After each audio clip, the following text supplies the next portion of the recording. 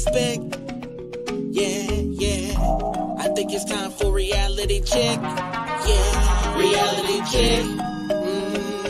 Gotta get you back on cold. Reality check. For the young and the old. Reality check. Yeah, the heal your soul. Reality check. Get ready for the show.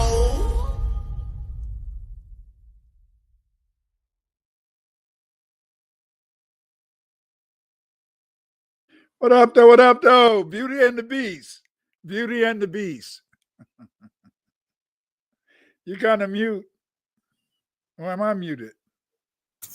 It was me. My bad. What's up, Dr. Winters? How you doing? Everything is fine. This is my favorite day of the week, family. I'm with Eve. Just Eve. Not that just Eve is just Eve. I'm with Eve.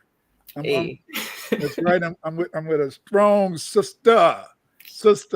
Today, I was on with Sister Shanice. She wanted me to be on her channel because we're talking about the black man in the 21st century, baby. Okay. So we had a nice little talk. We just was bringing up the fact that it's very confusing. Because it's this British brother, and he said, he didn't say this word. He said, "Fuck Dr. Winters." He didn't say "fuck Dr. Winters." He said, "Forget Dr. Winters. I'm going to get me a white girl because for the last 10, 15, 20 years, he was British, Said for the last 10, 15, 20 years, white women have been taking care of us. They've been taking care of me and that Dr. Winters, I want him to just shut up because I'm gonna keep letting these women take care of me. Because that's what a white woman for is to take care of me." And so it was very interesting, because we were doing a black man show and a black man in the 21st century, And I was really surprised that the brother wanted to attack me just because. I mean, hey, I don't want to mess with nobody game, You're messing with his demons, right? It's Yeah. like when people sage their areas and then they pass out from the sage, and it's like, no, it's not that I was too strong, but maybe you were holding on to some of them demons a little too tight, and the sage was working just fine. But sometimes people don't like when we make them uncomfortable with decisions that they aren't quite comfortable themselves, right? It's the acceptance aspect, and you're out here telling everybody that white people can't love black people. No, and I hate to say that though. I mean, it's just the truth. I mean, you hate to tell people a lie, even if it's comfortable. And I think we've had that talk before about lies and how I said in essence, most of us don't really want to be the bad guy. We kind of just want everybody to be happy doing the things that they're doing. Sometimes All the Way Free said, "Wow, peace and super salute you, Dr. Winters and family." Yes, some of us do, but there's some people because of the fact that that things may not be going their way, they may not really want to do that, But tokenism is something that's very, it's got its positive and its negative aspects. It's got, if you're that token, you feel good, you're making money, you're in a position, and you're in a position where the white man like you. And you know how it is that if white folks glorify you, if white folks play you up, then, of course, the Negro element is going to support you. So you have to admit that a lot of good things that can come from being a token, Yeah, I mean, like surface level, for sure. And I think everybody is going to maybe give Obama this. If you were going to look in the dictionary for token, maybe you'd come to Obama's picture, because at a time he was everybody's favorite guy. And then maybe there is a level of wanting to have access to certain environments, and because he's the black that they like and he's getting this supposed access, then other people would want that access too. But Why do you think Obama was a token? I think that in professional environments that I've been in and heard about, uh, he didn't really rustle feathers. Um, he knew how to talk that good black folk talk, right? So he's very well spoken. And then supposedly and seemingly, he's a brother, right? He's singing Al Green and Marvin Gaye, and he's got swag appeal. He's not ugly. He's got a black family. It's just this, oh yeah, if this is a good wholesome picture, this is almost Bill Cosby. But then get a little messy again because real life Bill Cosby isn't the dad from the Cosby Show, right? So it's like levels of acceptance, because did they really like Bill? No, because if they did, he wouldn't have been getting in trouble for who he, had all this free sex with. But did they like him enough to keep things in check? Of course, and especially if you're keeping them niggas in check. So Obama winning the presidency 2 times, I think, would be why I'm giving him this glorified epitome of a token, at least that everybody can kind of picture. I'm sure that there are others that maybe even are easier to identify, but yeah, the biggest token got to be the president for 8 years, and it didn't really do us any good as much as it did some surface level good. People got to say, hey, you little black boy, you little black girl, when you grow up, you can be president. And they really meant it because, wow, now we have this melanated figure in the office. So it's an easy jump versus back in. I had been teaching at Governor State for 11 years, and then Obama got elected, and mostly all my students had basically been white.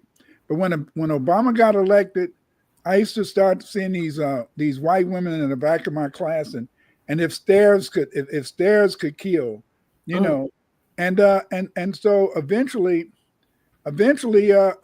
my contract wasn't renewed at Governor State. And I'm going to always believe that my contract wasn't renewed because of Obama.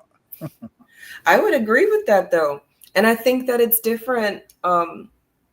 It's different because the token, I don't know if it's a co-ed term.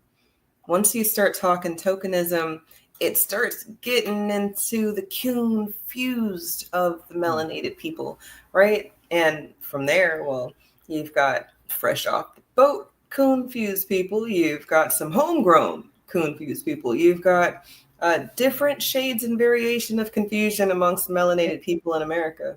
But it seemed like that when Obama became president, he made a lot of, they had got used to having black professors, black teachers, and all those good things, white folks.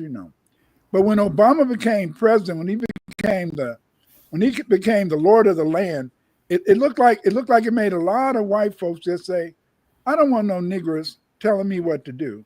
And I think that as a result, any black person was in a position of power over white folks, especially white women. I think they wanted it removed. Because see, a lot of times people want to believe that white women are the most sympathetic for black. No, white women are the most terrible. They're the most evilest. They're the most incorrigible people when it comes to black people or black men achieving success. That's one of, and so then when Obama came in, Obama made a lot of white folks feel, hey, who the hell? Why should I have to be listening to these black folk? What and it wasn't in a sense. A lot of people, they want to say, oh, Obama, not Obama. Trump, he brought in the racist element. Trump, when he gets in, he's going to be so negative. When Trump get in, it's going to make the racists feel that they have the free. No, and the races, right? But no, it was It was with Obama. Obama, because with Obama, they said, I don't give a damn. I do not want these black folk telling me what to do. I do not want these black folks being in a position to be able to to to dominate anything. I want all black folk put in their place.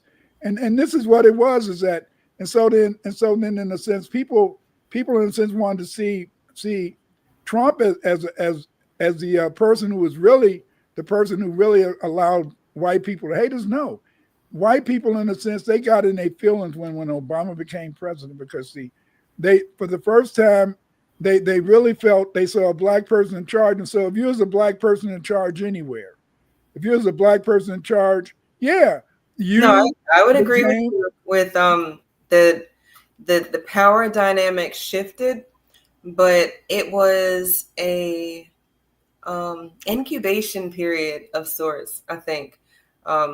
While I think maybe the uncompromising white folk were not as happy with how progressive the country had become, voting the first black man to the presidency. But in his benign neglect, those 4 years of not actually doing anything for niggas, and then, any and all of the police brutality that we experienced the first 4 years, and then to say, hey, yeah, you want some more of that? You like that, right? The niggas was kind of chilling, right? Vote for me again. And then everybody did. And then there's another 4 years of, I don't know if it's benign neglect, if it's outright ignoring. I'm starting to think that these terms that at least, people, master teachers that I've been learning from and reading, they've got these terms for how we've been treated. And at the end of the day, benign, it's like good, but not good, or at least not cancerous. That our neglect is cancerous. It's toxic. It leaches over. It seeps generations and generations. And the people around us, you can easily get them off their square by just reminding them how progressive we've become. Just look at Obama, or but but I when I saw Obama, I didn't see him so much as I didn't see him so much as tokenism, because I saw the master plan. Right. They came out. It was a kind novel, of like ground zero, right, at this point, right? with but regards to where Obama's even was going to go. No, but see, a novel had come out, and I forgot the name of the novel. And then the novel was a black man who came to Chicago, and then he became the president of the United States. And so what happened is that I'll never forget when Clinton ran for president. When Clinton ran for president, she said, I'm going to be, and she didn't get to be president. She said, I'm going to be president, and I'm going to be president because of black people. And the people in California said, you're a damn lie. You will never be president. And what they did, and what they did is that all of a sudden out of nowhere, they said it was a black community organizer in Chicago. Obama never organized any damn thing in Chicago except maybe a dog fight, or he didn't organize anything in Chicago.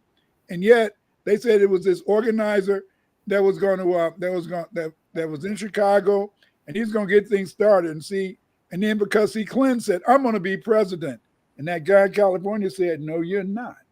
And so then they brought Obama on the scene. Obama came out of nowhere, for the first time in history.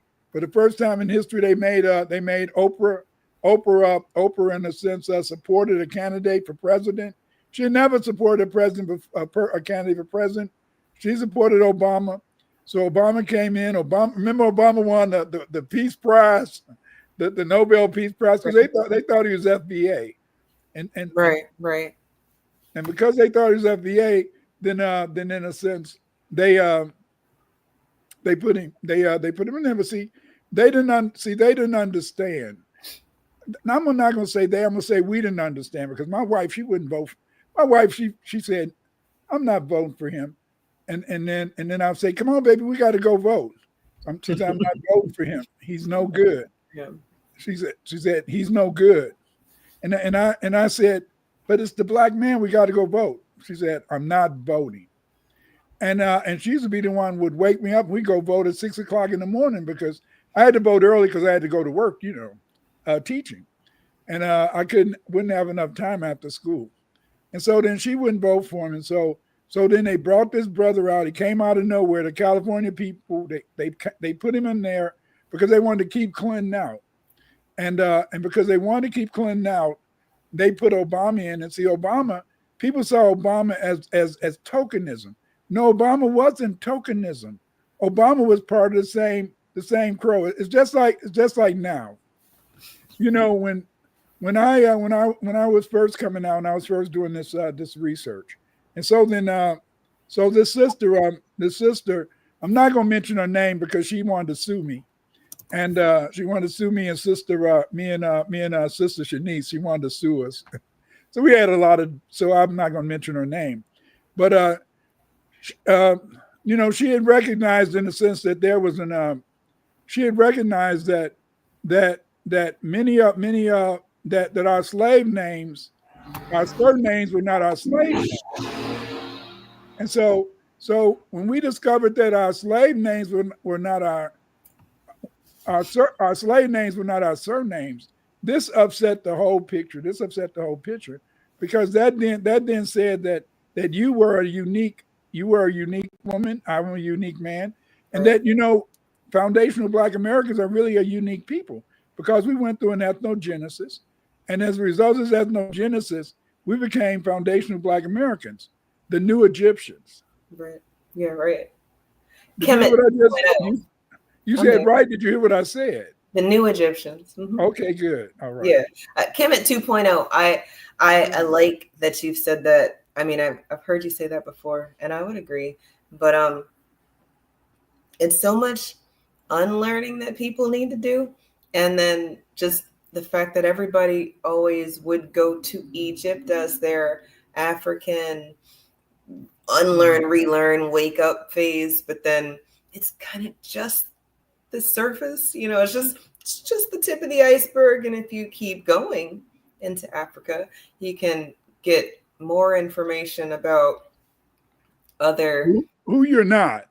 Well, just if we're going to do the origin story thing, because I think in Pan-Africa, Black America, when people woke up, they went to Africa.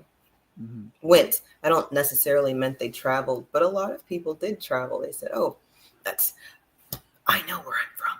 And then they go to Africa. Oh, I feel it inside. And they might, and I'm not saying that it's not there.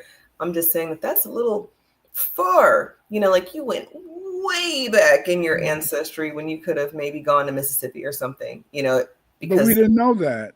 No, I get that. Definitely a lot of grace is given to the whole unlearn and relearn. But, because we thought about tokenism, I thought about how, like, on shows, you'll have that one Black character, that one gay character, and it's just, they don't really do anything. They're like a support character, but just to say it's DEI. Tokenism is DEI. And we got to get rid of that. I'm on Trump's side of things. Get rid of DEI. But what tickled me is that even the movies, even the movies started having an inside joke. Well, I'm Black, so I'm going to get killed first, and then he get killed first. So it was an inside joke. But see, but at the same time, it was very dangerous because see what they did with Obama is that Obama he was the beginning of the new age of historians, because like you said, I thought I was African. I thought I was all the way African, and I mean that's why I changed my name, But you are. I hate this nuance with us because but I'm not African. Throw it all away. You are. But I'm not African. Are your ancestors? You but are. See, I'm not African. I'm because and see the reason is that because the fact in a sense is that once you begin to see that there were Africans, but you had to go back and you had to look at slavery. So see, we was always taught that as a result of slavery, that they brought us over here in 1619, Right. and that these they weren't slaves. Remember, they was indentured servants. These Africans were landed on the shore in 1619, and these indentured Africans, later in a sense, they became chattel slaves, Right. and that this was the first time that black people was on this continent. And see, that's where the error comes in. Right, because that's not true. That's right. And see, Right. there was already black people on this continent. Right. And see, because there was already black people on this continent, then therefore, in a sense, then they say, and I could dispute it, but they always put on these charts like the slavery chart says that 200,000 Africans came to America as chattel slaves. The United States as chattel slaves.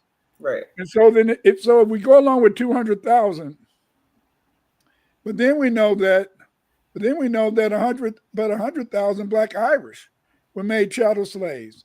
And so but because the fact in a sense is that because the fact that there was already black people here, and these black people they went into in a sense self-genocide.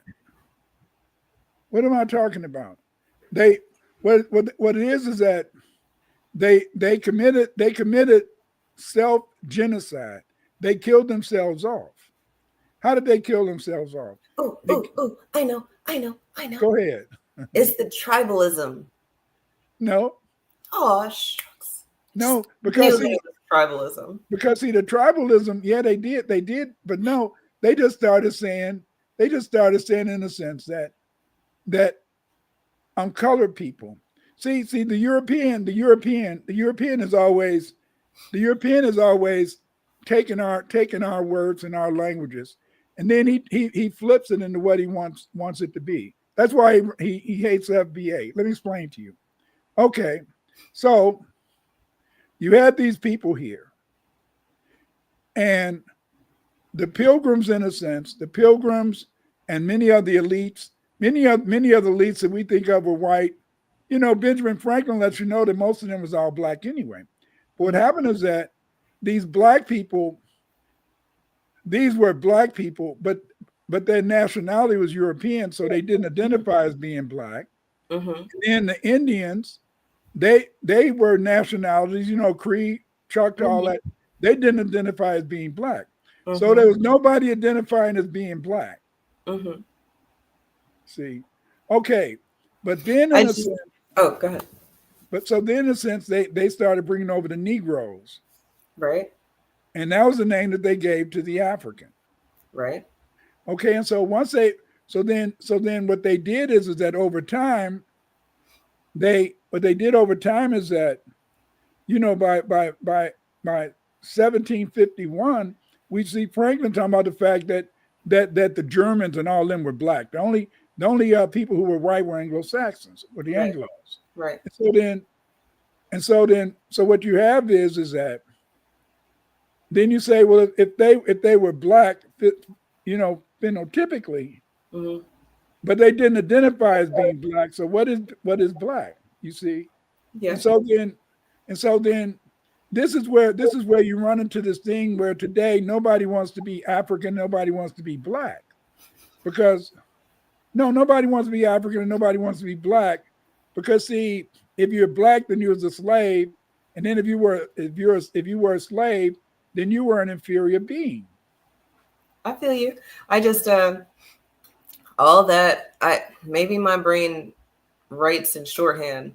All of the different tribes of native blacks not coming together to ward off or fight off the invasion. That was some tribalism stuff. And then the Black Moors were going through some weird tribalism stuff when you got Oliver Cromwell selling 100,000 black Irish, so we're not the same, even though we're the same, but we're not the same. So y'all go over there. Bye. And now, Everybody but it's has to all the be black. same. It's all the same. It's all the Yeah, same. right. And that's why I said you are African, but you're only African if the everybody's got to be if we're African, everybody's African. But Yeah. nobody wants to do that. So then I say that we are in the Narmer, which again would kind of be like Kevin again. We are in the baby stages of delineation, which would be once you move to a new place, you can choose to identify as who you used to be, or you can name yourself when you get to where you're going because you're going somewhere else. But it doesn't mean that you didn't come from wherever you came from, right? So, Right. And see, and so then what they did is that they created this term colored. But the colored was the term for the for Native Americans, Aboriginal people. But then what happened is that then they differentiate between the Aboriginal blacks and the Red Indians, and so then they put the Red Indians around the country to kind of take our place. You know what I'm saying? So they were able, in a sense, to steal our identity, and because of the fact that we were fighting to be Africans, since we were fighting to be Africans, and we didn't really go back to who we really were, then we, in a sense, went through a process of self-genocide. So we committed genocide without even really being killed off, without even being physically injured. You see? but was it self-genocide as much as it was forced amalgamation? No. If we all right, so then this is maybe Hollywood playing tricks on me, right? They said you niggas was not allowed to read. We didn't teach you, or we didn't let you read. But then you say, hey, there's whole slaves, enslaved who were keeping the books. So it's not that. But okay, now you guys can read, but we're not going to teach it to you. But then you listen to Tariq and you learn about Tut. Or maybe you grew up and y'all had a secret language and you didn't know the origins were, this is like some family stuff, and it didn't quite get passed down to you as this is what we were learning to make sure that we didn't lose the language that we created or the language we've always been speaking. But they said, we didn't let you niggas talk to each other, and we made you be with other people who didn't speak the same thing as you. It's like, is that Hollywood or is that real life? That's Hollywood, because you remember they taught us three slave rebellions. Right. Nat Turner, I always Mark Vesey and Gabriel Prosser. Oh yeah, Prosser, Vase, and see, they teach us those three in a sense, slave rebellions. But those were the slave rebellions in which black people lost. Absolutely. It was really 250. And so then they taught you about these three slave rebellions to make you feel that you're going to lose if you try to fight them, you see. Ah, yes. And so what happened is that so then you had these black people. And so these black people, these black people who were Aboriginal people, they never wanted to identify as black. Since they didn't want to identify as black, even though they were blacker than some of the people from Africa, because most of the early Africans came from belonged to the Mandi, Wolof, Fulani tribes. Those are kind of light-skinned people, And so then many times in a sense, the Aboriginals were darker than the Africans living on these yes, they were. And so, but they didn't see themselves as being blacks, because the blacks were the Negroes, and the Negroes, they were the enslaved people from Africa. But we know that the vast majority of slaves were basically, in a sense, the black Irish and the black Aboriginals, you see. And they invented these lies, and they had to invent these lies, just like one of my I'm an advisor to the sister working on her PhD, and so what she was saying is that she, in her thesis, she's working on the fact that W. Du Bois said that we have a double consciousness, and the concept of the double consciousness. The concept of the double consciousness is that we're black, but then we change our, we'll sometimes, in a sense, code switch. Okay. So the person I'm working with that's doing our dissertation, what she convinced me is that double consciousness is really, in a sense, is really uh, that double consciousness is really disassociation. I would agree, in a very big way, and I find that a lot of people who code switch never really understood the significance of their own identity. And then that's why everybody can, not everybody, but a lot of people can turn a blind eye to Kamala's chameleon activities, right? Mm-hmm. So she gets in front of Spanish people and she starts having a little Spanish, is how you say, and it's like, wait a minute, bitch. You know good and damn well how to speak. And we've never heard this accent from you before, but she's trying so hard to show that she's with everybody and so able to amalgamate or assimilate. I'm not sure which one of those words it is, but I can go along and get along. I can get along with the group. Look at how well I can fit in. And we don't have to do that because Yes, we everybody do. wants to fit in with us. No, we don't.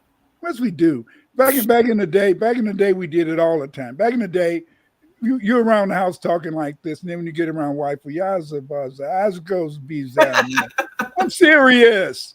I'm serious. I know. It's funny I to me. grew up with these people from Mississippi. I grew up with them. I saw them in a sense. We at home talking. We at home or in the community talking intelligent. Then get around wife. Oh yeah, how's it going? Come on now, because Is we it? Go ahead. we played. We always, and see, this is the thing. This is why your mama told you, don't ever let your left hand see what your right hand doing. Okay. This is why your mama told you that we always gonna run the white folks. What are you talking about, Clyde? We don't run the white folks. We do run the white folks because we play with them. We play with their minds. We let them think that they're running things when they're not running nothing. We make them think that they're winning when they're not winning anything. But we make them feel like that. We smile, we dance, we tap and we dance in a sense, you see. And yet they're controlling us. And then the next thing you know, you're in a position of influence. You got a nice job. You got a home. You got money. See, That's it don't seem like it, though, do it? I think it could, but maybe we've gotten so good at playing the role of maybe not a threat that people really bought into it. Oh, I'm not a threat. What do you mean? Of course not. Yeah, I'm more intelligent than I'm giving off, but that has nothing to do with you. I'm not coming for you, and maybe they're not. Maybe they really are out here just going to work, going home. They're not a threat. They're just trying to be a good, productive citizen. But we are good, productive citizens, but we always found the good white folks. And when we found the good white man, the good white woman, then they would, in a sense, feel safe. I used to hear my grandmother talking about, not my grandmother, I said my wife, mother, sometimes talking about her brother. Her brother used to get into a lot of trouble. And so then she said it was people down south. She says people down south that if a black person got in trouble, they can make the white people. I don't know how the hell they did this. They can make the white people, instead of the white people seeing the black man, they would think they was looking at a newspaper. This is some deep shit. This is some deep stuff.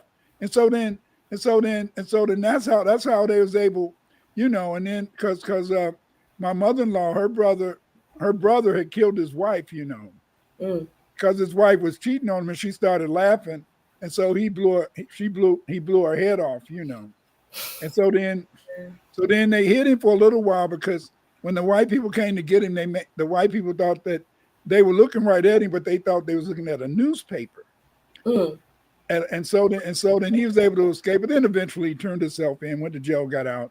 But and so then, but the point is, what I'm saying is this is that's why in a way, like you always hit the read talking about we got to go back to the mojo and go back to the root doctors, all that. Well, they have some really good powers. The only reason I don't believe in that is that my mother, my grandmother, they put a hex on her, Mm. Yeah, because I mean, her husband, my grandfather, Clyde Winters, you know, what I mean? Hey, I don't have the gray eyes, but they just had those gray eyes, and you know what? Gray eyes, light skin, and so then that was just it, and so women just fell for them, and so they put something under the floor, and my grandmother, she had to always have a colostomy bag, Mm. you know, because of the fact is that they poison it. The way they get you is get you to eat something, maybe put something in your food. That's why even today, I don't eat anybody else's food hardly. I taste a little something that you sent me, but I'm still okay. But damn, maybe damn. Wait a minute. Did Eve? Did you put something in there and make me fall in love with you? What? What? We do What? have our ways, right? In the Yeah, kitchen. but those pancakes. But again, so then but I mean, even it's a woman. One of my sons, his wife, one of my sons. I'm not going to name him. I believe his wife fixed him. To make him marry her. Because yeah, I do. I believe his wife fixed him Yeah. so that he would marry her. Because see, he would. Okay, let's say if he was your boyfriend. If he was your boyfriend and you had friends, he would screw all of them, and Oh.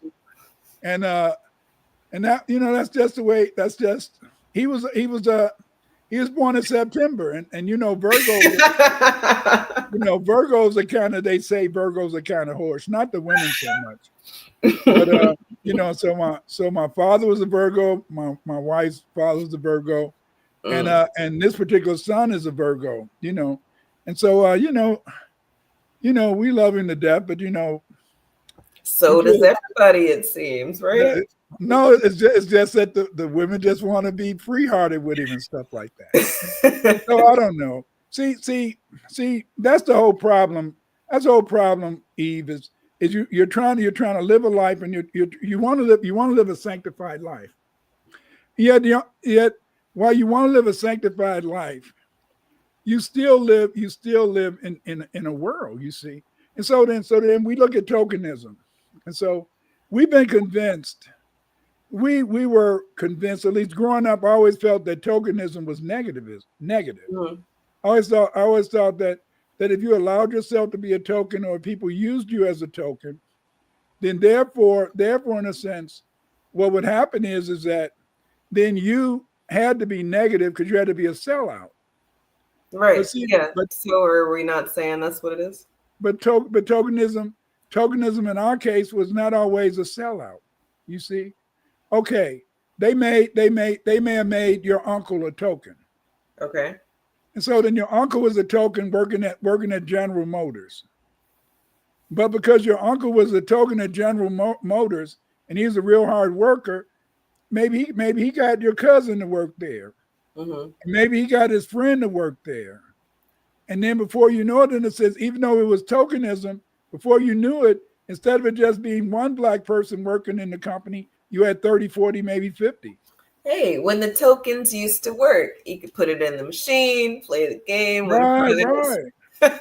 And so it's the same thing. And so then tokenism was a way, in a sense, was a way that black people progressively became a force in this country. You see, because remember, you had a dichotomy. You had the fact that after slavery, we were the skilled class.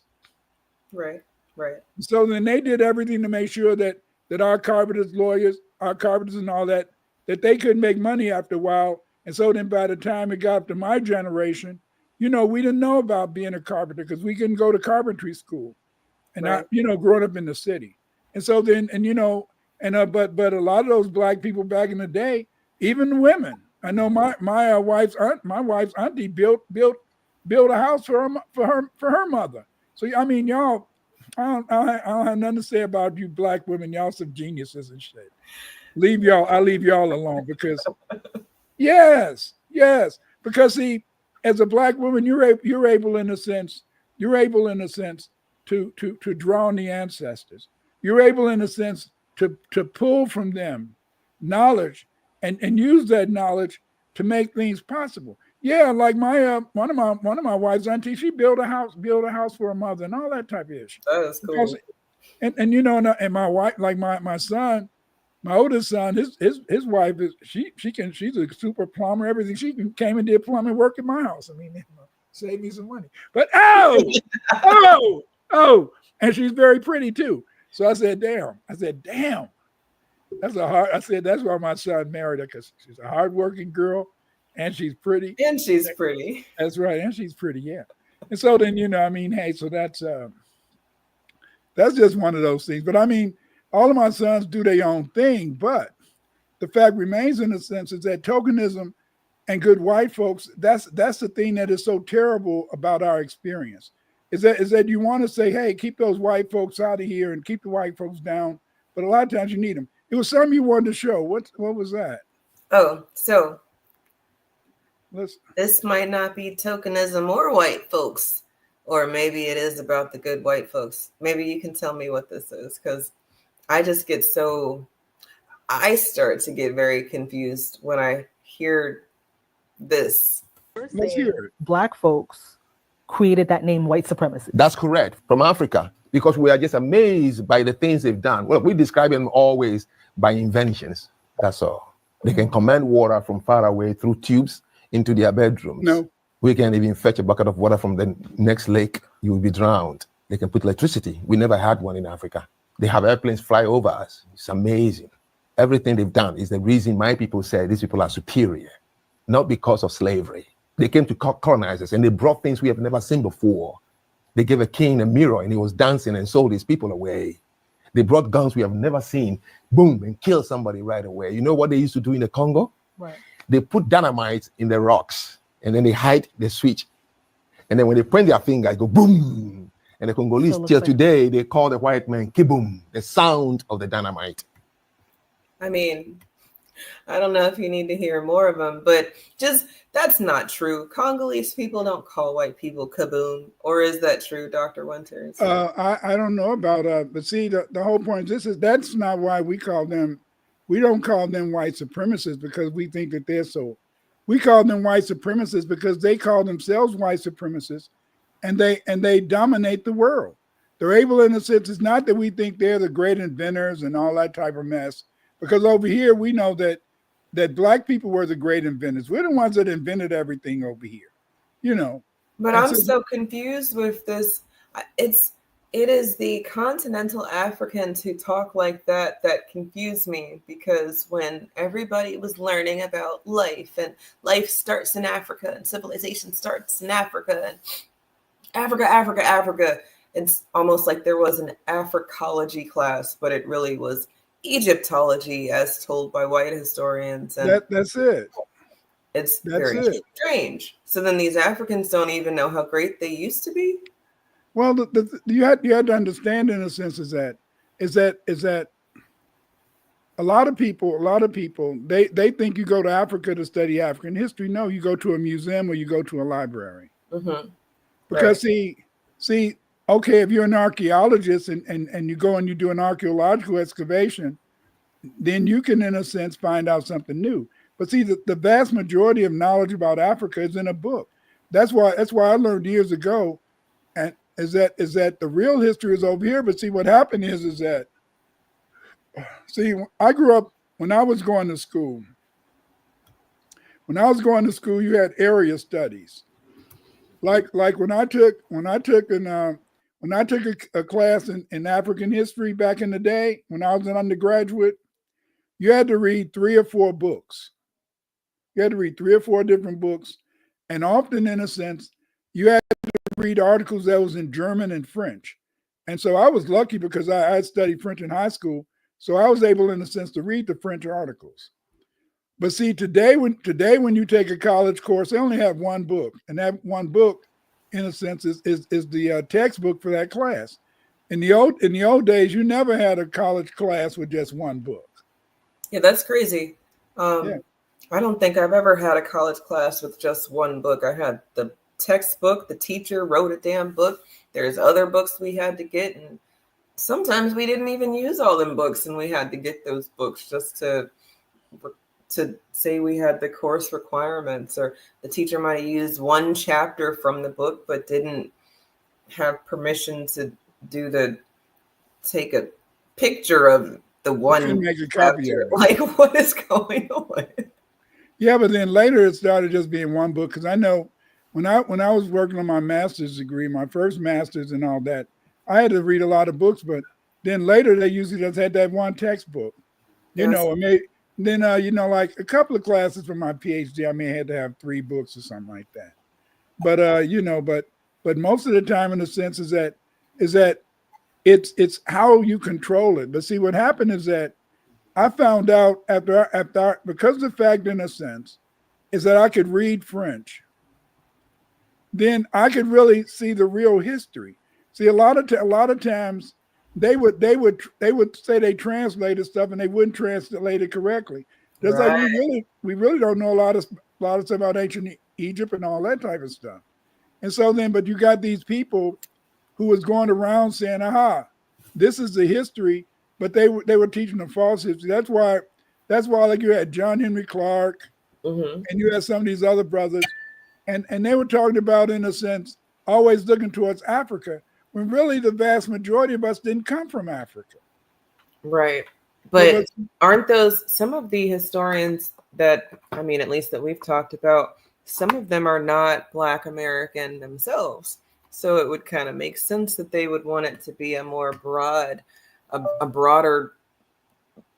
stroke, right? I'm thinking painting, it's a broader brush versus a more Ben Buchanan, in a sense, he was maybe, he was Jamaican, but then when you think about the people who wrote about our history, W.B. Du Bois, and some of them, they were FBAs. right. These were FBA people, but the only problem is that they didn't want to teach us the truth. They wanted to always move down a line that they let instead of them creating their own methodology, they allowed white people to tell them who they were, what they were, and things like that. And so, see, that's why I started my history channel, my Thursday history channel, was to discuss the real history, our real history, and not just the history that the white man has taught us. You see, and so then we've been taught these things. See, just like when you look at a book, like you go Google and you Google slavery, the first thing that's going to come up is some white people, is some Black people, in a sense, Black women being beaten. Mm-hmm. And the reason that they're going to show Black women being beaten is that the most dangerous person on the plantation was not the Black man. Do you understand that? Absolutely. But and more so because of learning of all of the other rebellions and uprisings. Right. So, and then when you said earlier that the white woman, and obviously you guys were not talking about all white women, but a lot of them share the same things. And the woman is the first teacher. That is across all. Well, maybe not like a seahorse. I think they have the man seahorse. The male seahorse has the babies. So maybe not seahorses, but every other creature on the damn planet learns first from its mom. And a lot of this hatred that you see came from her. Now, she might have changed her ways later, at least the optics of her hate. Maybe you don't see it seething. Maybe you don't hear her calling someone a hard N-word to their face, but then at the dinner table she's talking about it, or they're learning codification from her. Yeah, that's why the most dangerous person on earth is is the mulatto child who's been raised by her mom. Because because she's going to take on all the meanness, the and things like that. I mean, look at how many white women, in a sense, have killed their black children and themselves. Absolutely. I mean, they kill everybody. They kill their own family. They kill their own children. It doesn't matter. And I know we were talking about the mulatto child, but they kill their own little white babies. Yeah. It's kind of insane. But I had one more thing I wanted to talk about, because this is a good white folk that everybody said that Black America needed. And I just find, and I don't know if you were ever on a show with her, but that guy you used to be on a show with, the guy you used to be on a show with a long time ago, and he would call for a prayer and then you would disappear. That guy, he had this woman on his show. Do you see my screen? I don't know if I ever asked you about her before, but where's she at? You don't see it? Okay. Do you see it now? There we go. Okay. Oh, Valeria, whatever. No, Jane Elliott. Not Jane Elliott. Yeah, the other one is the Baccalaureate person. I can't say her name, but Jane Elliott. I learned of her first because of the whole. She's a good white woman. Come on now. This is what they said. I learned of her from the Oprah segment where she told everybody that the map is not. It's not mapping. The map ain't mapping, y'all. It's not accurate. And I said, oh yeah, that's absolutely a good white folk. She didn't have to tell people that, or at least make it. She put it on Oprah. That's one of those Black people like Obama, at least, that I would give the tokenism aspect to. But this is when the tokens aren't working. This is when you play that game and it's supposed to throw out all those extra tokens because it's just right there on the edge. But and it never works. Obama wasn't a token. Obama was a pure op. And Obama, remember, see, Obama was a myth. Obama was a myth. Right. Remember, Obama was a millionaire. His mother was CIA.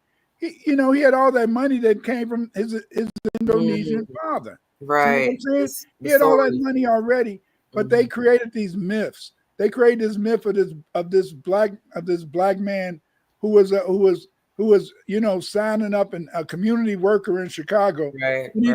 He wasn't a community worker in Chicago. He had this black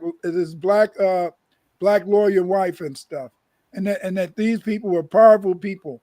They never could show him and think back. They never presented him as a person fighting for the Black community.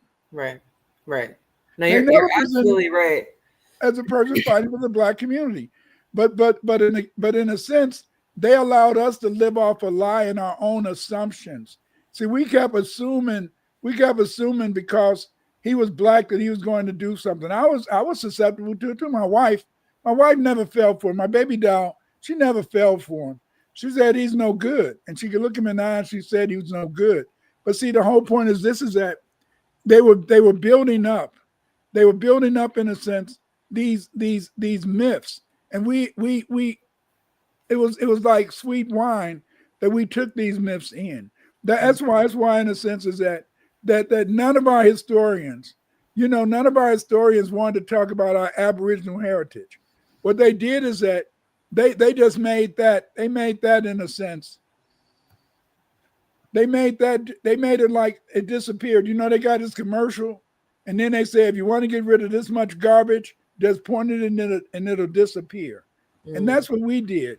We, in a sense, we bought into the African thing, because the fact, in a sense, is that we wanted to go along to get along. You see, because see, the name colored people had nothing to do with slaves, or And so then a lot of times you back in the day they kept saying, okay, you know, the colored freemen. See, the colored people, that was the name for the Indians. The Aboriginals were the colored people. Then later, in a sense, after slavery, we had the freemen, and that identified, in a sense, the former chattel slaves. You see, That but makes then, sense. but then eventually, in a sense, that's why when you really think back to it, you had these people that were described as being black, but they didn't see themselves as black. Mm-hmm. You see, oh, those are some native people. Those are, you know, they were nationalities.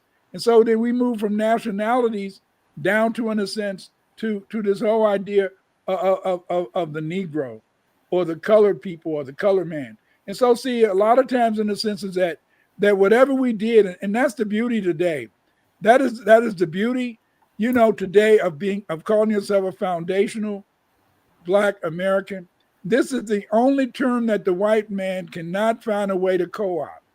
And he hates that term. He hates it because he can't co-opt it. He co-opted the colored, he co-opted the African American, you know, he co-opted, in a sense, every other name we have. But when we named ourselves foundational Black Americans, you know, this in a sense is something that he cannot deal with. How do we move away from that? Foundational. Okay, damn, that's okay. But no, you're not just foundational, but you Black. Wait a minute. How the hell can you be foundational and Black? And then you're American too. You see what I'm saying? Mm. It seems like it would be mumble jumble, but no, it is so explicit. It is so explicit. It is so simple that how do you configure it to use it to your advantage? See, and so that's why Europeans don't like that word. They'd rather we call ourselves colored, Afro-American, African-American, anything in a sense to disassociate us from the land. Because see, here's the whole problem that we have. We live in a country that's based upon the law. Mm-hmm. Based upon the law. Therefore, in a sense, is that because it's based upon the law, that means that if you can get the right lawyers and you fight long enough, you can just about get anything you want in this country. That's how we was able to get rid of Jim Crow. Okay. Okay. So you look at this. Because the fact that because your slave name may not be your slave name may not be your surname, what that means in a sense is that your ancestors may be owed a lot of money that was illegally stolen, you know, by the government, state, federal, and local governments. They may have stole your land, but you cannot steal the land of indigenous people. Indigenous people still have a right to that land. Right. So the white man did two things. He said, aha, you know, those red Indians, those are the Aboriginal people, which is bullshit. They didn't come into the country until at least after they didn't come up from Mexico until I'd say at least after maybe about you know, the mid 1600s. You start seeing a lot of them coming up from Mexico and all that type of stuff. But the main Aboriginals was all Black. Okay, because of the fact in the sense that many of the chattel slaves in a sense were the Black Irish who were sold into slavery by the Black Protestants in Britain. That's why a lot of Indians all of a sudden ended up having Irish and British names. So now you think about it. My last name is Winters. Okay. So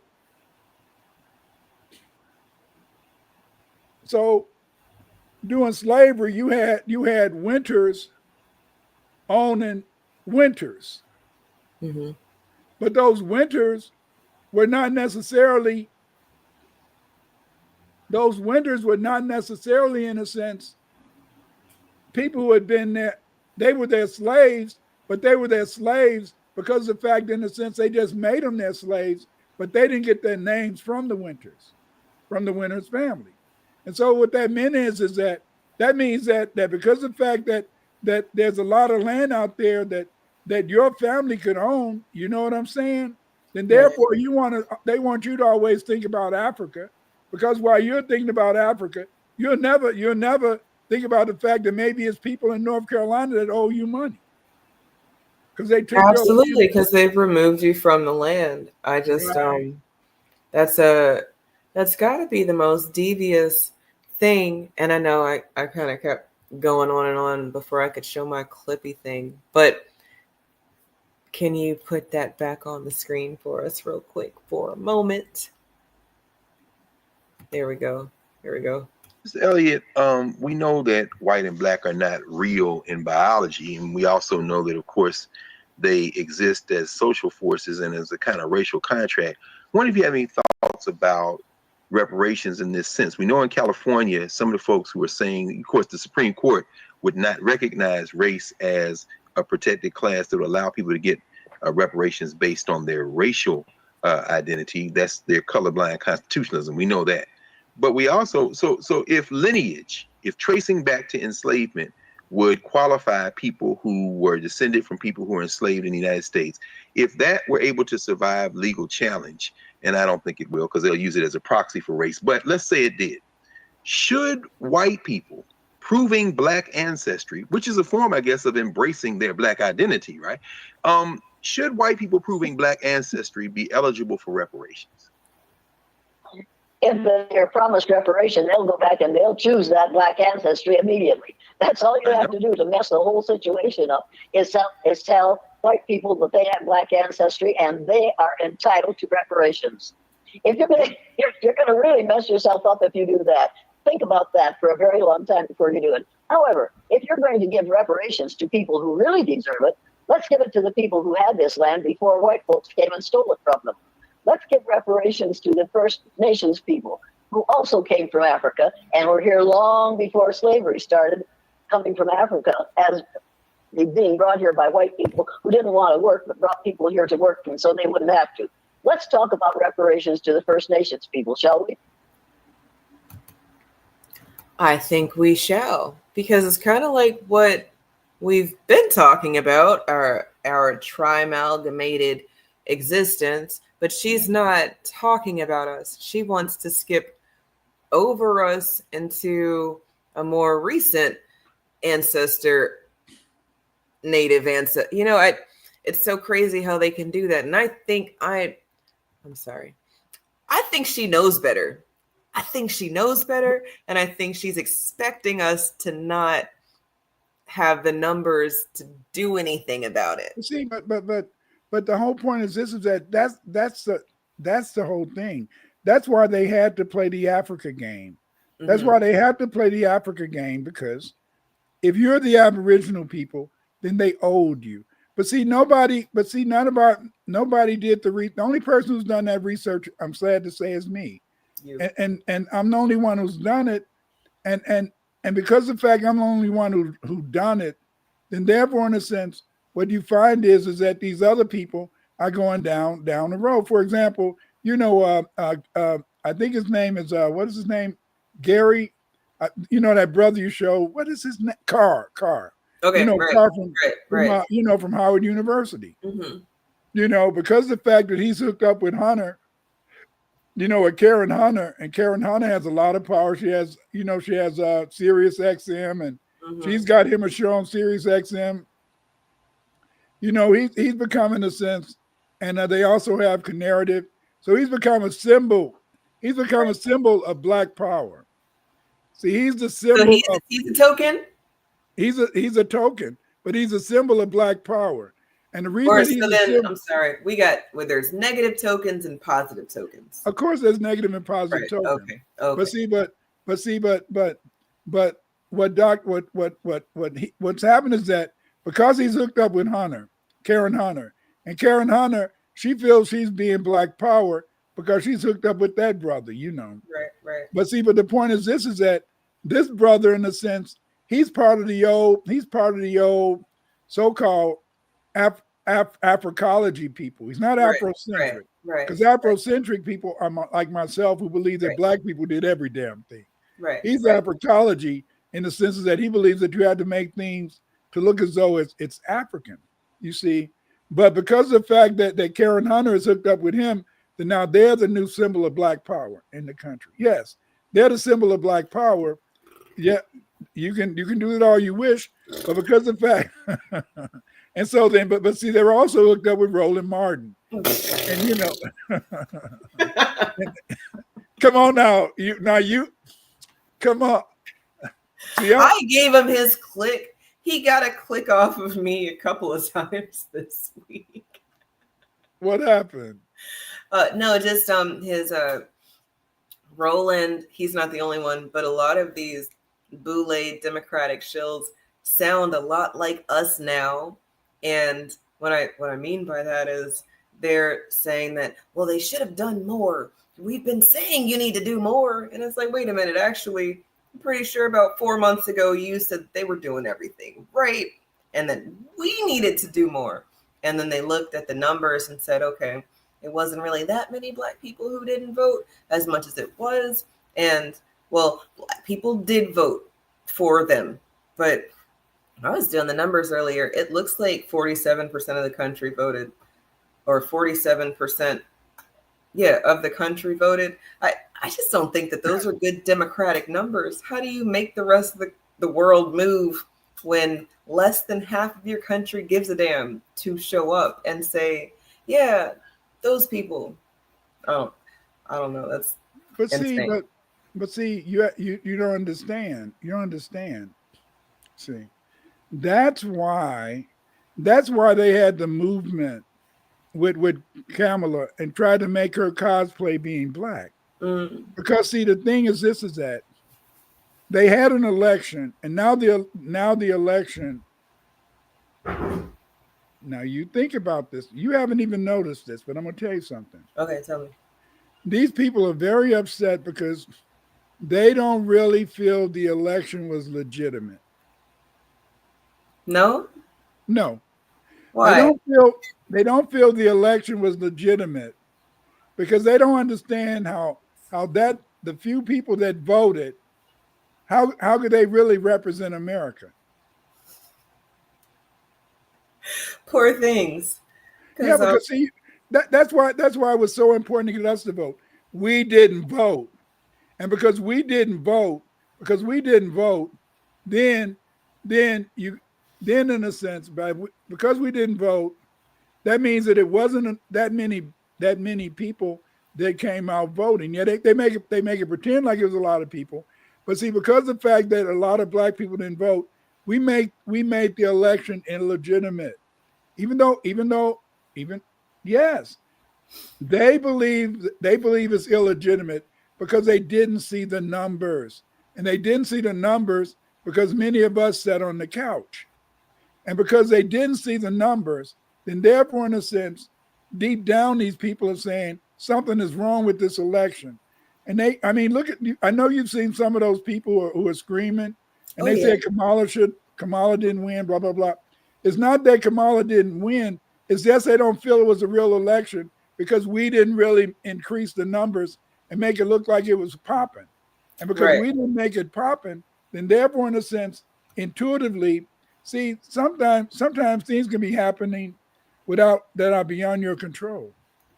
And so intuitively, they feel that the election was illegitimate because we didn't participate. Poor things, because those same people understand the bystander effect. If you bystand a person beating their dog and you don't do something about it, well, they're going to say, shame on you for not doing something to help that dog. But if you bystand some, police brutality, then it's just, we're going to send some thoughts and prayers and forgive, and you might get a check for your suffering, but we'll move on. It's okay to forget, and that's just insane. Yeah, so you got this dichotomy today. So we didn't vote, and because we didn't vote, then therefore, in a sense, intuitively they feel a legitimate vote and something must be wrong. And you know, think about it. You never see people acting like they're acting now. No, I've That's never. the election. That's been amazing to me to Yeah. see these people. I blame the experiments of 2020 with the fact that people talk too much now, especially about things that maybe back in the day you would have just wrote in your diary. I mean, really secrets, straight secrets that you should not tell anybody. They're boom, camera on. So let me tell you how my mom fucked my kindergarten teacher today. And it's like, whoa, what are we talking about? And that's like a very benign one, you guys. But these mental breakdowns. I saw one post where it was a psychiatrist seeking another psychiatrist because they can't understand what all is going on. They list their symptoms, the fact that they're unable to cope, that they understand things, but they don't get it. So if somebody, they'll pay $1,000 an hour, especially if you'll just sit and cry with them for an hour. They'll pay extra to just sit and cry with you. You're supposed to learn. See, it's two things. As a psychologist, I'm going to tell you what the hell you should do to make things better for yourself. That's as a psychologist. As a psychiatrist, I want you to develop the from within an understanding of your problem, and then you be able, in a sense, to move forward and adjust to that problem. But see, as I told you before, is that intuitively, these people, in a sense, are messed up. Carla Wilson says, what's the difference between a token and a coon? Right.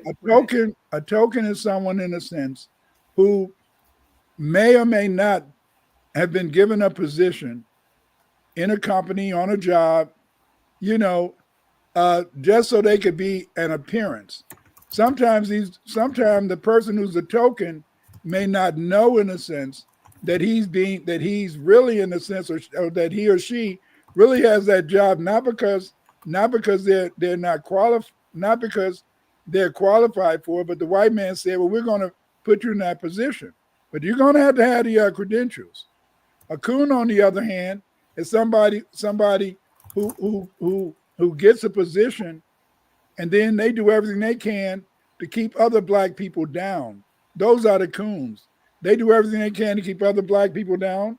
They're that person, in a sense, who's behind the back trying to push the white folks to mess over some brother who or sister who's really a good worker and stuff like that. But see, every token is not evil. Every token is not a coon. Sometimes you just happen to be that person that they say, oh, I'm an XYZ corporation. We don't have any black people. Find somebody, Okay, yeah, that'll make a good one. Then we bring you in and put you in human resource. Why's all the black people in human resource? But anyway, we put you in human resource. So now we got somebody in the company, right? And so then after a while, you learn in a sense that they don't want you to do anything else. And so you just go through it, I'm with you, Carla. I was thinking that they were synonymous, especially because, well, I just love the English language sometimes. I also hate it sometimes, but I generally love the fact that it's layered like an onion. And when I think of token, this is what I was thinking with regards to the ability. Can you see my screen, Dr. Winters? The ability to get something out of being a token. I don't know if y'all have ever played this game at the arcade before. We take the minis to the arcade from time to time. I like playing games. They have it at the casino too. Yeah, see, this game, you could have tokens just right there on the edge, and it's supposed to, all you need is to just put one in there, just one, and it's going to be enough to, push them all have on. that, right? And that never happens. I've never won this game before, ever. I've spent lots of tokens on games like this, just thinking that token was going to be the one, and no, it didn't. But it's a casino game like that. But I've won money off of it. Let's see. Well, then there you go. You got the good tokens. Yeah, I got a good token. No, I don't know. Some people say because I'm old. Me and my wife, when we used to go to when me and my wife used to go to casino, we say, why do all those old people always win the damn money? Yeah. So I don't know. Maybe it's because I'm older now. But but the thing is, this is that so token is complicated. It's very complicated because, as I said, we always want to see a Tom here, a Tom there, but sometimes a person isn't a Tom. How you doing, Natty? Sometimes a person isn't a Tom. Isn't a coon. It's just the fact that this is that they may be put in that position, but there's some people. I remember I had some people when I was going to when I was in high school, and when we graduated, they said they would walk over their mama. They walk over their mama to get to get a good position. So those are those are your coons. At work. Yeah. So good it make you want to smack your mama, but then no, really, they was like, no, you give me a good job and I'll smack her. Like, yeah, that's what they were like, And but these people, in a sense, I didn't, I didn't see that I should try to interfere with them. But these were the type of people, because see, I understood that just getting out of the ghetto, you're not used to any money, you're not used to that lifestyle. I mean, damn, so what if you had a wife? Forget her. I'd sell her out too.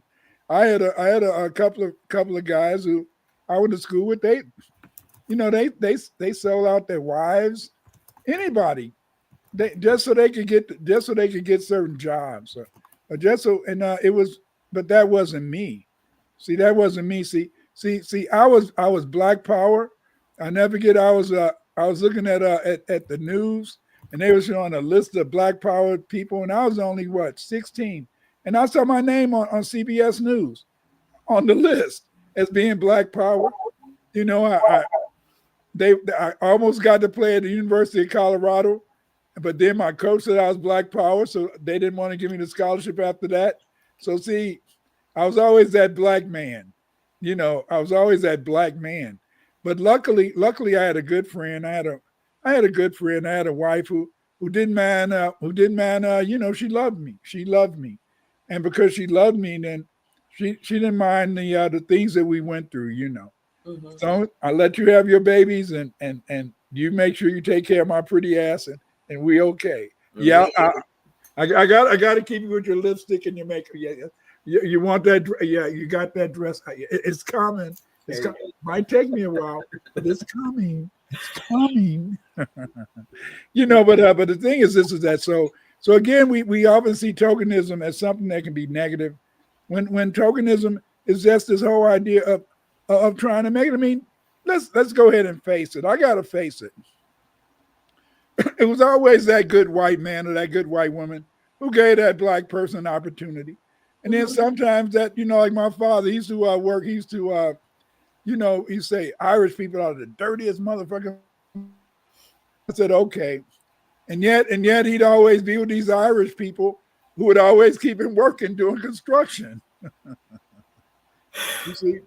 And so then, but the thing is, this is that. So you say, oh, we got this token Negro. It's just like today. Why is it that a lot of Spanish people are having a lot of jobs today?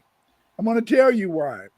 That Spanish man or that Spanish woman, Latino, they might go to a job and they're a good worker and hard worker, and then the employer say, well, do you know anybody else who want a job? Yeah, and then their whole family's working there.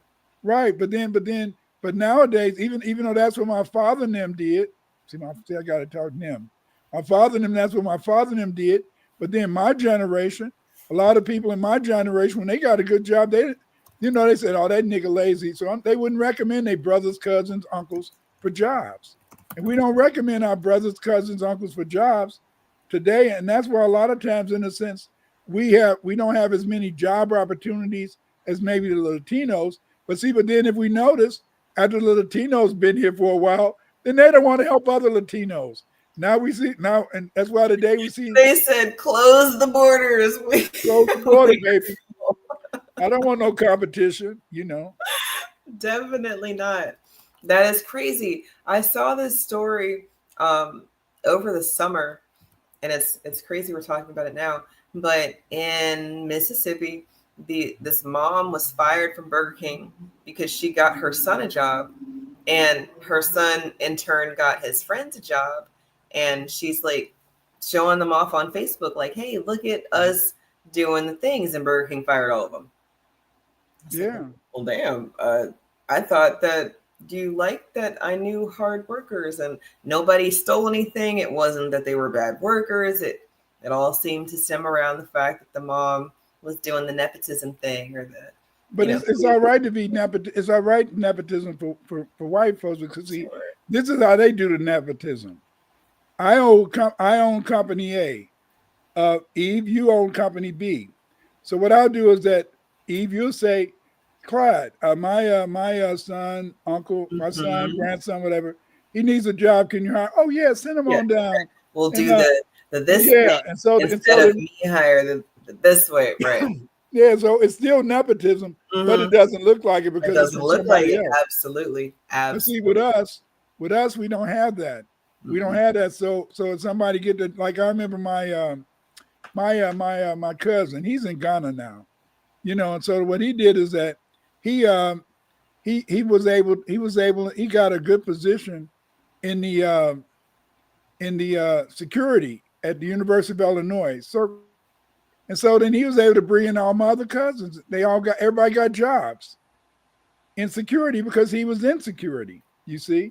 I've had a situation like my first job. I can't lie. My first job was a nepotism situation, and I thought it was great. I had no clue that it was I was so green. But back in the day, I just thought that you were supposed to do the things that they said you're supposed to do. And you are. To catch me doing all these things, and I'm still essentially in poverty. I don't live the American dream. I can't just walk outside and do whatever I want to do.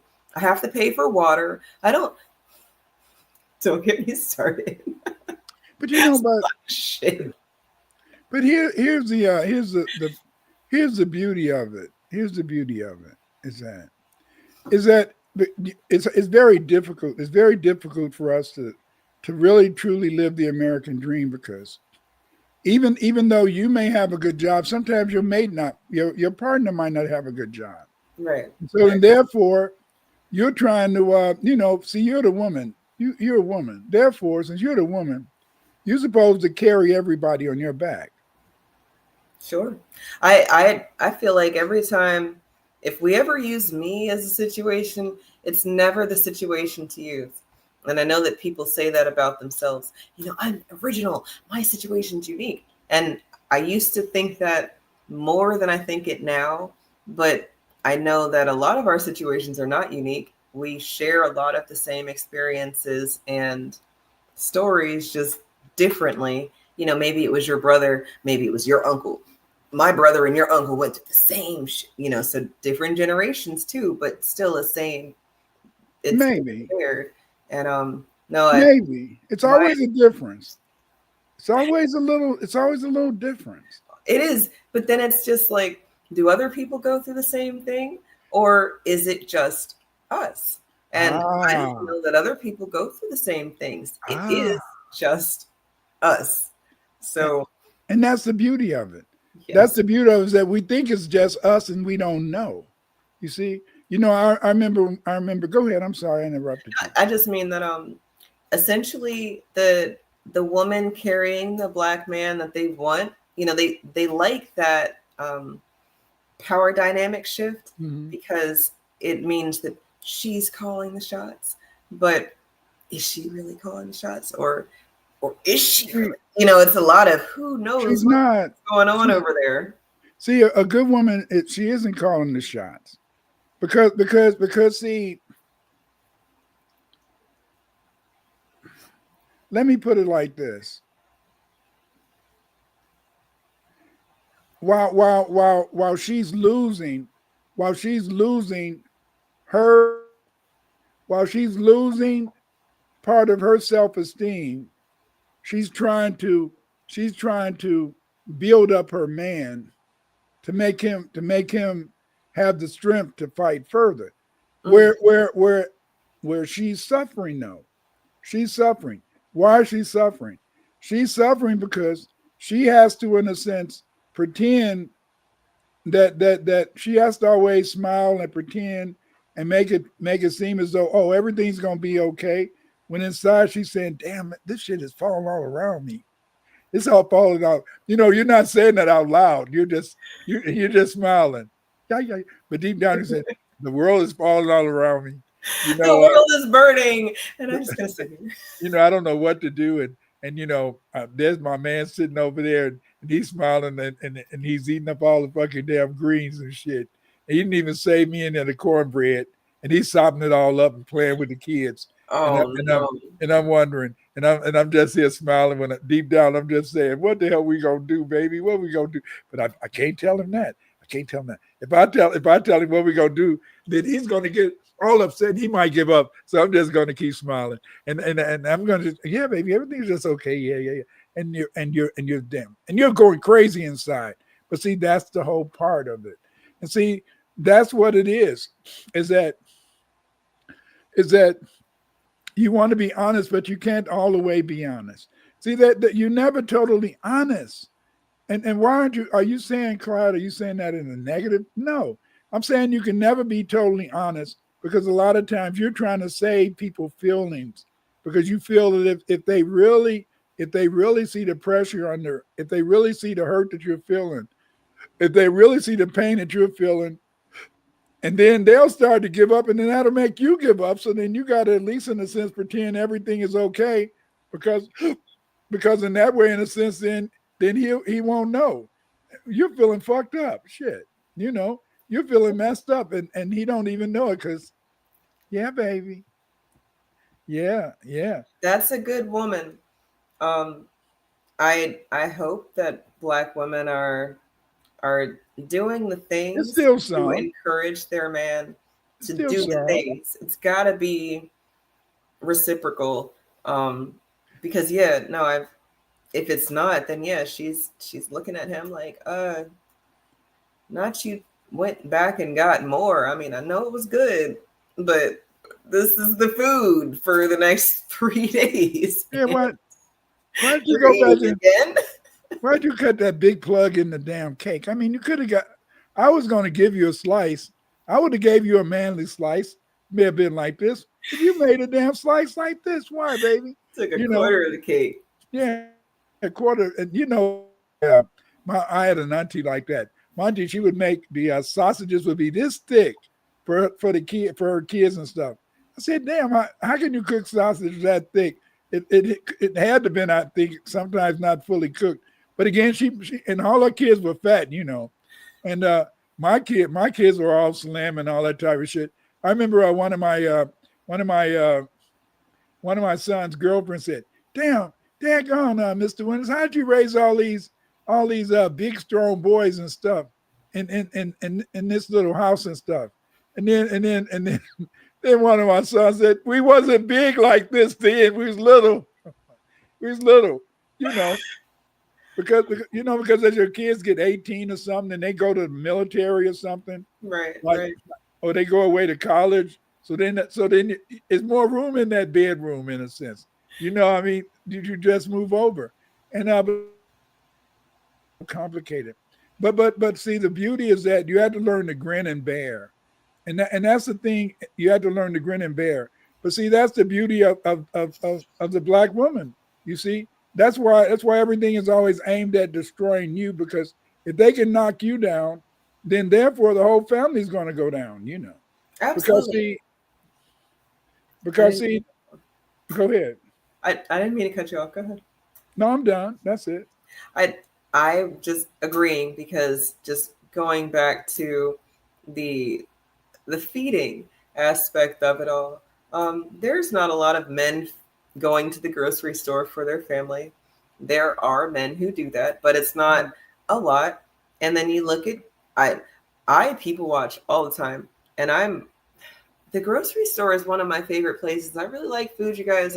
I'll go in there and try to figure out how I can put things together, especially now that things cost a lot more. But now I think things are I don't know. Gas went down like 50 cents where I live, so I don't know if that's just the areas. That's what they want you to be feel the Democrats are doing okay. Right, on their way out the door. But I say all that to say that I look at carts of what people are feeding their family, and you can see it. You know, if it's a lot of processed foods, you can look right at the person pushing the cart saying, oh yeah, you look just like you eat all those Doritos and all those hot dogs. Or I'll even look at someone who got like 4 things, and it's like, all right, you got a bag of greens, you got some bologna, and you got, you know, it'll be some really weird ingredient, like you're not about to make a meal with that, but maybe you forgot that you were running out of lunch meat. You needed some greens. Yeah. Not sure how the Drano works in with all of that, but I guess you needed some Drano. Yeah. And, you know, just something else. What do you want to see? You want to see the greens? You want to see some turkey necks or turkey legs or turkey wings? I want things to make sense in these carts, man. They're not making sense. Or ham hock. You know, I mean, you know, the hardest thing for me was the first time I had to buy feminine supplies. That was the hardest thing for me to do. Did you get a whole bunch of other stuff? Just but I try to hide it in the back. And I wouldn't want people to see it. As you know, after we had been married for a while, I could do it, but it was kind of hard in a sense because, you know, but you know, you just nobody was probably looking at you. They're not looking. But you just feel the whole world is saying, why is he buying those? You know, nowadays, nowadays, some of these guys, they might have a period from their bussy, you know. They might. But they did. But see, a lot of them do. When I was working in county jail, when I was teaching in county jail, in a sense, they said you could smell them, you know, because see, some of these guys, in a sense, because of the fact that they would a lot of times have anal relationships. A lot of times that stuff would come back out down the road, you know, because the guy know where to go. And so you know, that's a sticky part of life. I'm sorry to bring that up. I'm sorry I brought that up. Please forgive me, but that was just a jail thing. Just like when I was teaching in county jail, some of those women would talk about what they would do is that if you were a scary girl in a sense, they would make you have to perform oral sex on other women in the jail, and that you better perform it for them or they whip your ass, you know. So that's only if you were scared. Those women, they told me that they would get them on the table, and then they would put a cup on the table, and then you put the money in, and then bam, and then that scary girl would have to perform the stuff. Yes. I mean, I never wanted to be in prison, you know. I'm so glad even to this day, I still don't want to go to jail. No, me neither. I'm good. Yeah. That's an experience I don't need. I also don't need to do crack. There's some things that I will take y'all's word for it. I promise. I don't need to skin my knee like that. I don't need to scared straight. Nope. I'm good. I'm good. Nadia is right for that pussy nowadays. Yeah, that's right. We got that from I don't want to Nadia, you go with your bad self. But I have to admit is that, it is so much, like the reparations movement, FBA, and Majara, I just had to admit that the Tariq Nasheed, the no leader, not a leader. He has contributed so much to our vocabulary, This is true. And it's just amazing that this man has had that much influence, but he's not a leader, but a leader, no leader, but I mean, damn, but that's just it. I mean, he's the one who made the reparations movement really start popping continuously, because he's the one who had those first rallies, and then the sense had people really pushing for it. So again, but then he saves himself by saying, I'm not a leader, I'm not a leader. Not a leader. So the European, he can't really kill him, even though they may want to kill him, but they you kill him, then you're gonna definitely make him a martyr. math is clear about that. So, but they don't mind making you a martyr because it ends. They don't ever forget. Europeans don't mind making you a martyr, because once you become a martyr, it's over. You see, because then the movement climaxes. okay, Yeah. makes sense. See, yeah, you can find another leader if it's an organization. For example, like Hamas, when they be fighting Hamas and all that, they keep going through that stuff, and it doesn't work out. Yeah. And then like here's something like this thing. Like Tariq got his reparations theme from Yvette and Antonio Brown for IDOS. Yeah, but the point is this: that they started saying that IDOS was an organization, whereas Tariq said that Foundation for Black Americans were a lineage, Right. and so that made a difference. Because the point is this: is that if you go around trying to do anything that's racially, then they're going to be able to say no, you can't say that. It's against the 14th Amendment, which is bullshit. You see, I mean, that's why it is so sad. It is so sad, Eve, that we don't have a lawyer class but I mean, they need to make money too, Yes. But that we don't have a lawyer class. Two of my nieces, one of my nieces is a lawyer, so maybe I can get her to sue something. But she's in California. Hey, She's a good girl. That's an uphill battle right there. Yeah. She's a good girl. But the thing is this, though, is that what do you do? But see, this is the beauty of it. And so then we've always seen tokenism and good white folks as a two-edged sword. But it was through tokenism, that allowed us to be in the positions we are today. It was that white man who my grandma knew, who gave my uncle a job doing construction. And then it was my uncle who got the job through my auntie who knew the white man who gave him the job of construction. They gave my father a job in construction. So you see what I'm talking about? Right. So tokenism is complicated. It is. I learned about the Pullman porters from Tariq. Just the ear hustling that happened. Everybody talks about the spook who sat by the door, but what about this token that we've been talking about that I never really, I don't know that I don't know if I'll give that title to them as much as it does kind of make sense, just because it's already got a negative connotation behind it. But to sit back and soak up all the game and then be able to pass it on, right? Because you were the one that was there. And then at some point in our story, people said, no, I want to be the buffer. I want to be the person who has this insider information, and then I get to be nepotistic. If you're not in my family specifically, you're not going to get this game. Right. And then all the niggas around me, oh yeah, it's too bad for you that you have to it always turns like that. Like I was telling you how back in the day, how my father and other people got jobs because one black person would get a job and he'll go down and say Greenville. Where they came from, what, Green something, Mississippi. And so then all of a sudden all these people from Greenville, Mississippi is in Chicago working at the Ford Motor Company. But then my generation, they don't want to help anybody. They don't want to bring other people on the job, mainly because in a sense, a lot of us got jobs that we can't bring people on. A lot of us got jobs that we had to take a test. Mm-hmm. And because you had to take a test, it doesn't matter if you know somebody. You gotta. Right. This is the machine working. It's not. Right. It's not you. You didn't. The math didn't work out for you this time.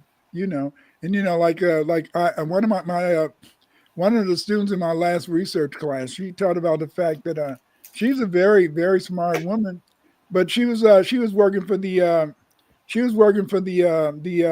Foreign Service, and she's talking about how a lot of the people in the Foreign Service, some of the black women who had just high school diplomas was making more than the college educated people in the Foreign Service, because they was able to get those low jobs and be able to move up and keep getting that money. Whereas in a sense, those black people with a degree, they couldn't hardly make it in the State Department. But that's purposeful, because I remember when I was younger, I wanted to be an analyst, an African centered analyst. But no, they didn't want to give me that job because I mean, hey, they certain jobs they felt white people should be the ones who should get those jobs. Right. Like I was wasn't it Snowden? Like how Snowden talked about the fact that his parents were all in the Secret Service, and then he got a job in the Secret Service. Right. Was it despotism? You see, but again, in the sense, it's always they want to always tell us as FBAs that we should pull ourselves up by our bootstraps and then we should move forward. But again, tokenism, no matter what people say, is that tokenism did help a lot of people. Tokenism was the way you made it in an urban area. You had to have tokenism. You had to be able, in a sense, get in those. And then that was it. Somebody had to speak up for you. And sad to say, but even today, somebody got to speak up to you. It was very difficult. I never experienced despotism, but I mean, if you're in a sorority, fraternity thing, I mean, look at all the AKAs who run these school systems with their Uncle Tom Coonish asses. Absolutely. That I've seen teachers get hired because of what organization they're associated with. And I've seen people get promoted because of what organization they're associated with. One of these days, we're going to have to talk about the Divine Nine. I wasn't never one. I wasn't never one. I was always looking from the outside. I always saw them as a bunch of hoes and stuff. Hey, I don't know if you're wrong about that. Yeah. But got to call a spade if that's what it is. And inside of, I mean, what we've seen, one of the hosts on The View is an AKA. No, what's her name? Oh, Sunny. Yeah. Sunny's an AKA. I forgot her name for a split second. And I was watching this November 8th show on The View, and she's talking about how she disagrees that the Democrats need to do more. It is the people that need to do more. And she was talking about how the American people are stupid. And it's just, y'all are stupid. You don't know what you're doing. Clearly, you just want this bad man. And Kamala ran an excellent campaign. I'm confuddled that people are saying she ran an excellent campaign in the same breath that they say she spent $1 billion in less than a year. $1 billion in a matter of months, and she owes $20 million. There's no way that is a brilliantly run campaign. But just think about it. Just think about, they gave her that money to do that. What if they worse? That's even worse. What if they gave billions of dollars just to build up various communities or just help the people? We could have a better country, but no, that's not what it's all about. Because they gave that $1 billion, but they're getting that $1 billion back in tax returns or in credits. And so then, it's like they always say, they're always going to win. The big boys are always going to win. We live in an oligarchy. We do not live in a democracy. This is a place where money rules. And if you don't have the money, then you're in trouble, you see. But at the same time, that's what made tokenism so in a sense complicated. They taught you, in a sense, bad. And the reason they taught you that tokenism was bad is that they wanted you to be like, to do it. Yeah, they didn't want you to help each other, because then, in a sense, if you're helping each other, then you're going to, in a sense, be able to make money. Just like my daughter. My daughter years ago, she said, when the 20s come, the 20s are going to be really messed up. So I was talking to her, was it today or yesterday? And she said, wow, these 20s are really messed up. I said, you're the one who said it's going to be messed up.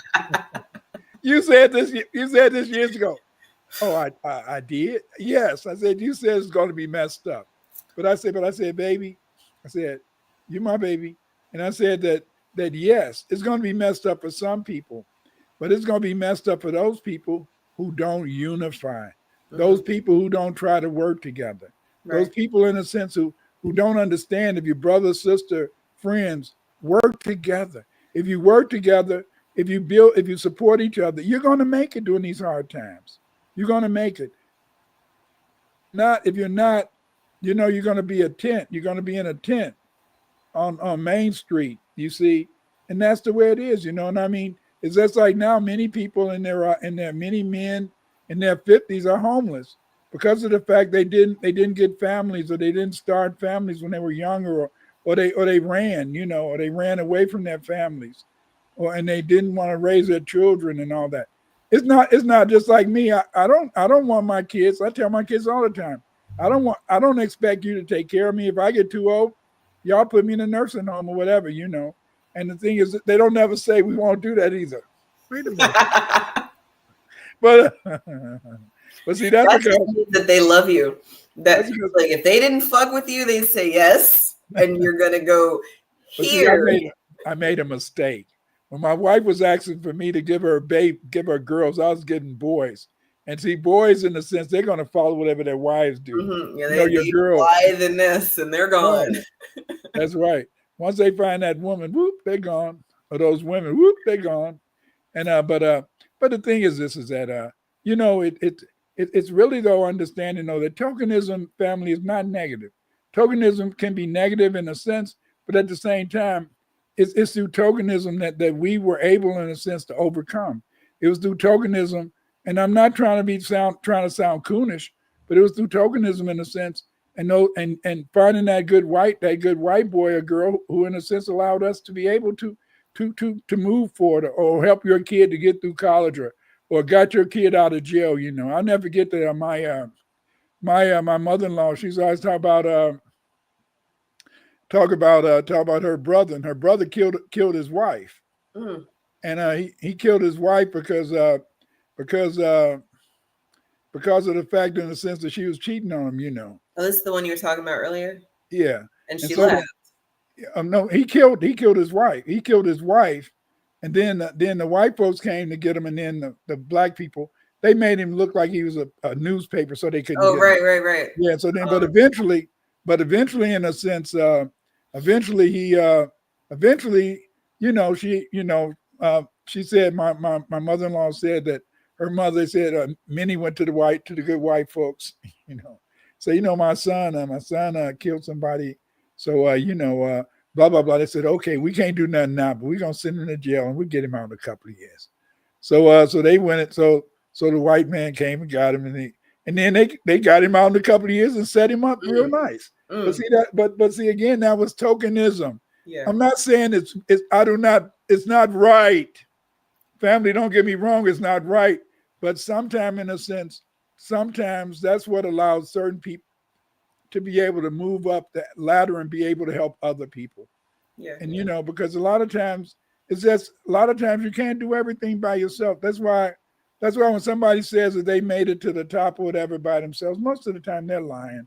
Somebody has to help them. Right. But again, did you want to make a final comment about tokenism before we end? Well, I hope to be a good token. You know, I know that I'll never be that person to lie on my experience or the people that I've encountered, or the people that have even helped me. A lot of white people have helped me personally. I draw the line at, I'm your favorite black person, or I'm the black person that you like. That's where I start to have an issue with, you know, the good white folk, because yeah, they will attach to you specifically, maybe your family, but then no, every other nigga on the planet. Like, I don't like them. I don't know them. Don't make them your enemy. Don't make them your enemy, though. They never forget. They never forget. I don't know that I've ever, I don't know. I mean, maybe I've had like one specific white person that just really didn't like me. And I told you that one person, they got kicked off campus housing for just being racist. And I had never experienced such a thing. I was talking with with my man the other day about how we perceive racism because of where we're from. I'm from the good white folk area, and he is from, well, there was curfew always. And I said, curfew? What is that? And it's like, no, you can't be in groups of 5. You can't be in groups of 3. What do you mean you can't? You and your friends can't go to the mall? No, because they are looking at us. But when you're from certain areas that maybe the colored folk got rowdy in groups and started to burn shit down or take over, maybe those white folk would be like, oh no, we've seen you niggas before and we know what to do about y'all. We need to nip this in the bud. And I think all of that matters when it comes to the token that you end up being, or the good white folk that you tell everybody that you vetted. You know, we have to take our own account for everybody. And then, like I said, I hope to be a good token. I've been in some places and been around some people, and I hope that for the people who need it and want it, that you've got access to it. And the people who don't want me to share, fuck y'all. And then, you know. But you are right. You know, but anyway, again, family, you know, tokenism, you have to look at it from the perspective that you see it, because nobody can say what tokenism is, how it can be progressive, but it's complicated. And I have to say this is that if it wouldn't have never existed, we would still be on the plantation, sharecropping, you know. And I'm glad I wasn't a sharecropper. Me too. Have a good evening, everybody. Good night.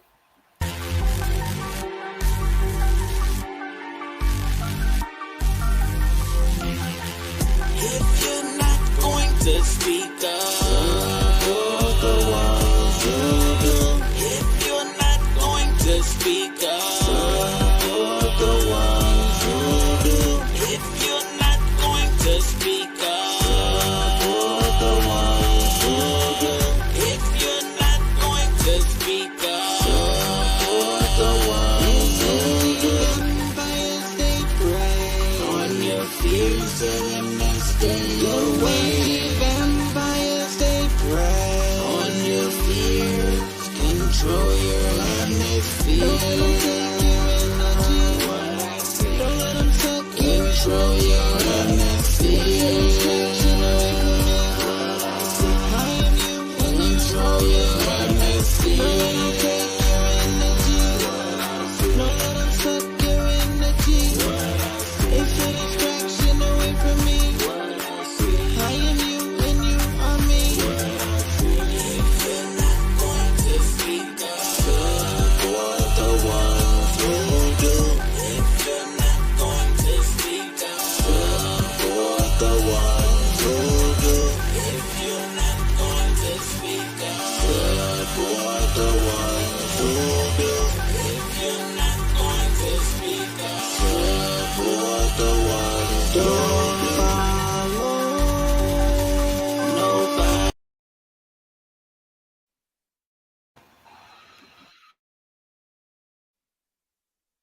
The only thing that can save you is be one, be one, be one.